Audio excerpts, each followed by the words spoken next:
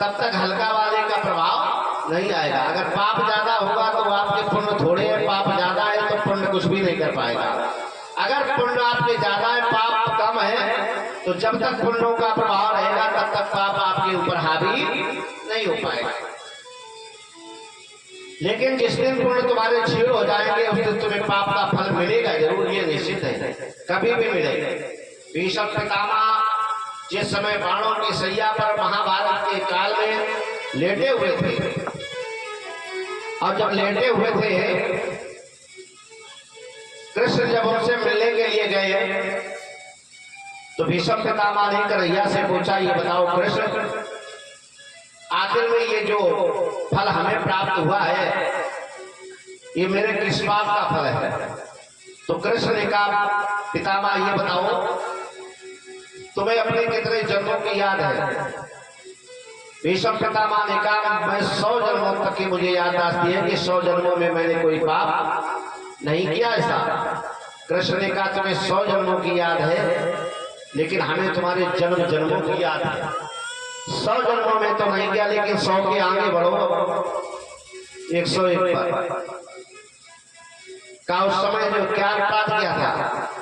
का तुम उस समय भी एक राजकुमार थे, राजा के पुत्र थे, और क्रिकेट खेलने के लिए तुम जो है घूम रहे थे तो घोड़े पर चढ़े हुए आ रहे थे, तुम्हारे घोड़े से एक सर्प निपट गया था और तुमने अपने बाण से उस सर्प को पकड़कर उठा करके और इस पीछे फेंक दिया, लेकिन ये नहीं देखा पीछे का, और वो सर्प पीछे जाकर के झड़वेदी में गिर गया।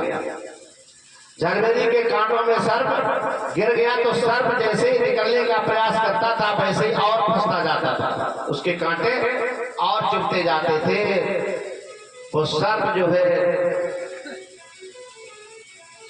उन्हीं कांटों में फंस करके तड़प तड़प करके मरा था। तो मरते मरते उसने श्राप दिया था कि जिस तरीके से आप मैं तड़प तड़प के मर रहा हूं, एक दिन इसी अवस्था में तुम्हारी मृत्यु होगी।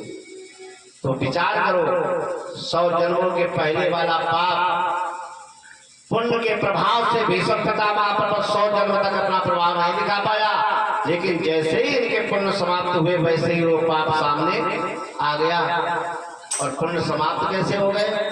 जिस समय भरी सभा में द्रौपदी की लाज लूटी जा रही थी उस समय पितामह भीष्म भी बैठे थे, लेकिन इन्होंने भी ये नहीं कहा है दुर्योधन ये तो क्या कर रहा है। एक बार मना अगर कर देते तब भी इनका पाप जो है ऊपर नहीं आता, लेकिन कुछ बोले नहीं थे, वहीं पर इनके सारे पुण्य समाप्त हो गए और पाप इनके ऊपर हावी हो गया। तो पुण्य का फल पुण्य से होता है, पाप का पाप से होता है।